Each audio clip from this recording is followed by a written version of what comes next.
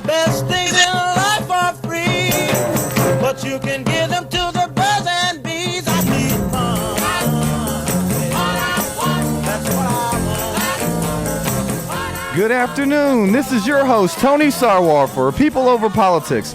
Thank you so much for staying in after that Vanderbilt game. Happy to see that the Commodores actually pulled it off again, and it's great to hear it. We have a fantastic guest in our studios today. You know, we're talking about Christmas time of the year, and everyone's thinking about what's going to be the best thing that's going to happen. How do we rebuild our economy? Let's spend a little bit of money. Let's get out there and make this great country all that it can be. Well, I think I found the solution.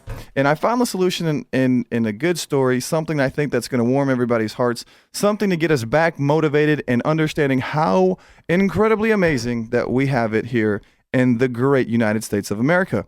I've got a success story, and you guys are going to be so thrilled to listen into this. If you're thinking about ever opening up or starting your own business, you know, sometimes not everyone ever gives you the chance to be able to know how do you do that? Who's done it before? Well, let me tell you what. I've got the author and business owner to keep swinging, a gentleman by the name of Mr. Jay Myers, of course, a great Collierville resident.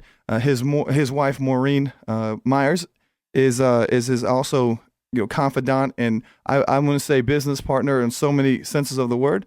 And he's going to tell us about how he went from sitting at a kitchen table, planning out his future. And I'm not going to take away his punchlines, but he's got a story that I think that's going to get everybody ready for the Christmas season.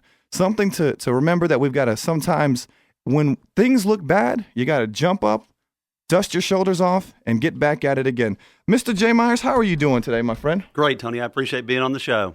Thank you so much for coming. We definitely appreciate it. And the other thing is, he actually had his and again, like I said, I don't want to take away all of his glory that he's about to give all of his friends and coworkers, but they had a little shindig at the restaurant last night at Fino Villa, and of course there was some Christmas party spirits going. So I'm happy that it is 3:00 and he's awake and he's live and he's fully energized, ready to go for the show today.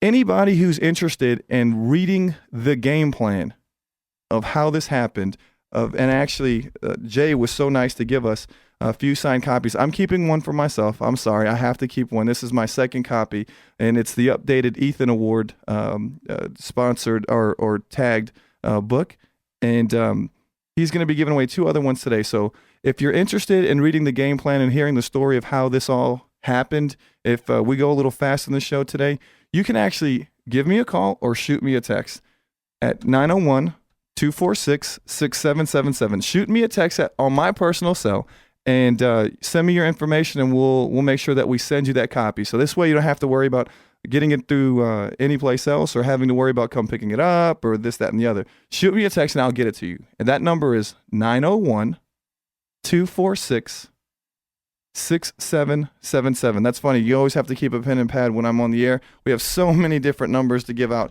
And if you're interested in finding out, again, to get this book, you want to. And I'm only gonna take the first 2 because we've got 2 copies, and I can already feel my phone vibrating already. So if you're interested, that number one last time, 901-246-6777. All right, Jay, you had a great event last night at the restaurant, and it's something that I think that the people really, really want to hear about, and it's more so because how it all happened. So before I take anything else, I just want to know, tell us about Jay Myers. Tell us about what inspired you to write the book. Where did all this take place? And I hear that you're actually approaching an anniversary as we speak. Well, I actually am, Tony, and it was interesting being at the restaurant last night. It made me dial back to 15 years ago.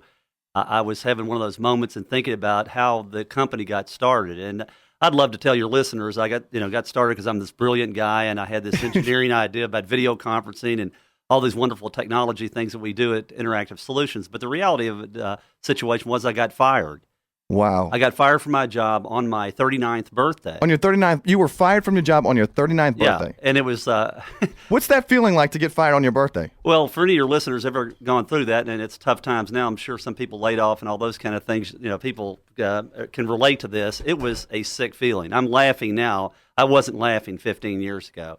I remember having a lunch with my boss who fired me at that point in time, driving back to the house.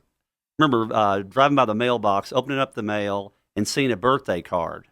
Opened it up, and it was a birthday card from the guy that just fired me. Oh my gosh. That was the weirdest feeling. So let me ask you this then. Since he sent you a birthday card, do you send him an invitation to your company that's grown to 89 people? Do you send him an invite to Christmas dinner? My wife Maureen has told me that should be a good idea. Every year I should send him flowers and say thank you for the opportunity to start their own business. But Tony, it's interesting. You look at it 15 years later, and I was looking out over the restaurant, and you guys did a great job, by the way. We Thank really you enjoyed so it much, out there. Jay. Wonderful time. And, I got a little bit emotional about it because, I looked out there and thought, God, what have I done here? I said, it's interesting what you get fired, what can happen to you after that. And I think that's kind of the message for today in the book, Keep Swinging. Things are going to happen to you along the way of life. Nobody has it easy. Everybody's got things that come at them.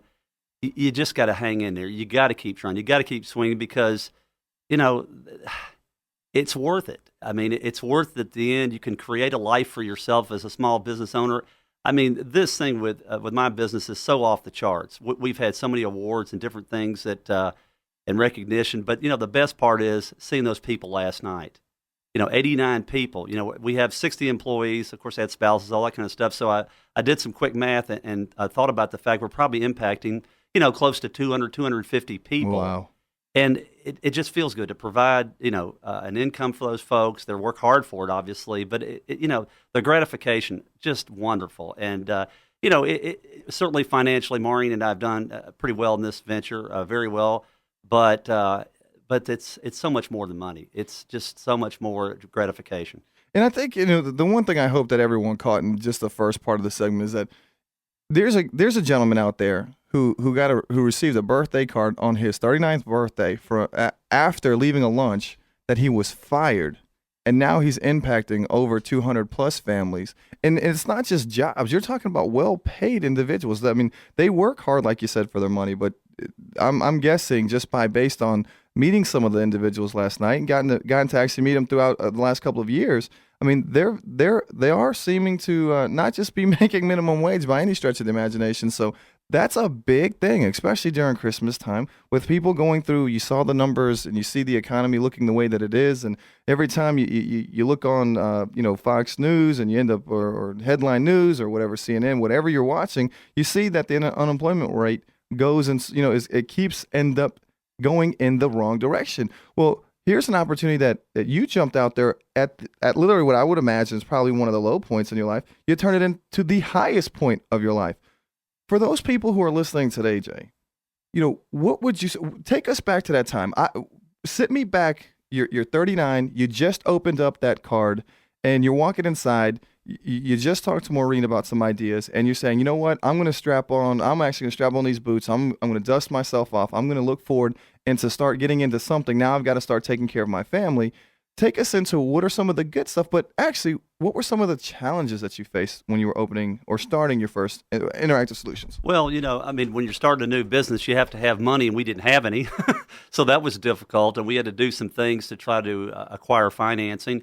But, early on, I had to convince myself that I really wanted to do it because, I was a corporate guy, I'd been with this company for 5.5 years and, some level of security. And I think I just kind of had to get my head locked around, the other way didn't work. I've got to give this a try. I remember giving that speech to Maureen, and I remember she turned around and looked at me, she said, I told her, said, honey, I want to start my own business. I'll never forget the look on her face. She goes, I always knew this would happen. You're just one of those kind of people. She said, I just didn't realize it was going to be today. And I remember, she's listening. I'm sure she's going to get a chuckle out of this. I remember her going out in the patio. She's a smoker, unfortunately, but whatever. She went out in the patio. I remember that she smoked this cigarette faster than anybody ever. It looked like she was sending smoke signals. But she came back into the kitchen. She looked at me and she said, start our own business, right? I said, yeah. She goes, let's go. Awesome. Oh my God, that gives you goosebumps just to think about something like that. I was like, every time I tell a story, I could feel something, just a lump in my throat because it was, and that's one of the tips, Tony, I think out there for everybody. you have to have support. Have to. Am I a pretty strong person? I'd like to think so. My mother taught me well. My father, pretty thick-skinned, but you have to have support. You're right. You're married. You know this. You own your own business. You have to have your spouse on board. And in my case, Maureen's a very